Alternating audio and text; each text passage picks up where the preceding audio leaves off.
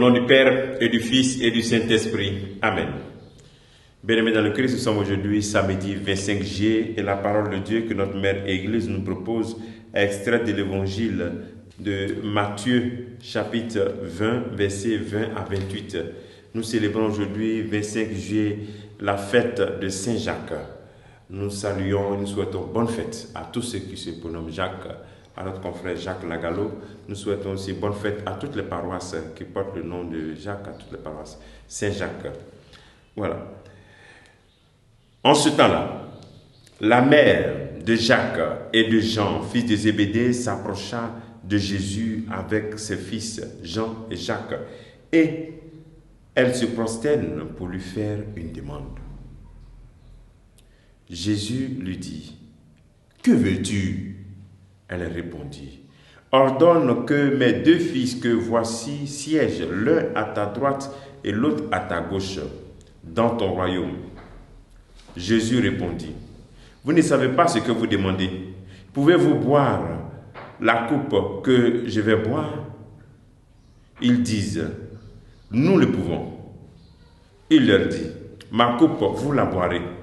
Quant à siéger à ma droite et à ma gauche, ce n'est pas à moi de l'accorder. Il y a ceux pour qui cela est préparé par mon Père. » Les 10 autres qui avaient entendu s'indignèrent contre les deux frères. Jésus les appela et dit, « Vous le savez, les chefs des nations les commandent en maître, et les grands font sentir leur pouvoir. Parmi vous, il ne devra pas en être ainsi. Celui qui veut devenir grand parmi vous sera votre serviteur. Et celui qui veut être parmi vous le premier sera votre esclave. Ainsi, le Fils de l'homme n'est pas venu pour être servi, mais pour servir et donner sa vie en rançon pour la multitude. » Acclamons la parole de Dieu. Louange à toi, Seigneur Jésus.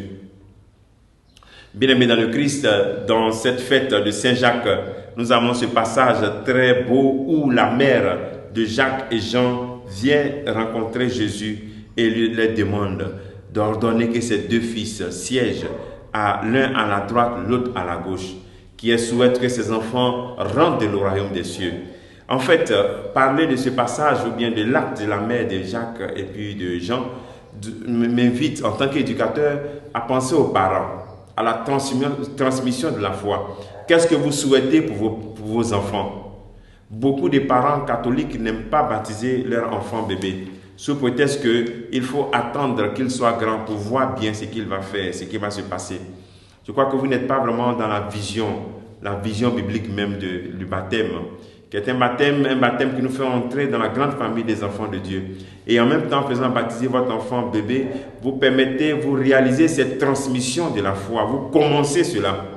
Et comment continuer cette transmission de la foi? La petite expérience aussi que nous avons nous montre que beaucoup de parents qui inscrivent leur enfant à la catéchèse ne suivent pas leur enfant. Lorsque l'enfant revient à la catéchèse, ils ne lui demandent pas qu'est-ce qu'ils ont fait, ou bien essayer d'aider l'enfant à lire la parole de Dieu chaque jour, ou à maintenir vraiment cet amour de la parole de Dieu. D'autres même ne viennent même pas à l'église à leur enfant. Ils laissent l'enfant choisir. Il peut passer le dimanche en train de dormir. Vous allez à l'église sans votre enfant. Il y a un problème. Il faut transmettre la foi. Alors donc, je nous invite tous d'abord, dans un premier temps, à prendre soin de la foi que nous transmettons à nos enfants. Dès le bas âge, il faut commencer. Parce que quand vous commencez trop tard, souvent il est difficile de rattraper. Deuxième élément, c'est bien entendu le dernier verset qui nous invite au service. Lorsque les disciples sont un peu jaloux de ce que la mère de Jacques et Jean demande, que Jésus profite pour leur dire que parmi eux, celui qui va être le premier, c'est celui qui sait. C'est bon aussi, c'est un appel que dans nos familles, nous puissions retrouver cette identité du service. Éduquer nos enfants aussi au service. Nos familles doivent être des lieux de service. Combien d'entre nous éduquent les enfants à faire les lessives, à laver la maison, à balayer la maison, à laver les toilettes?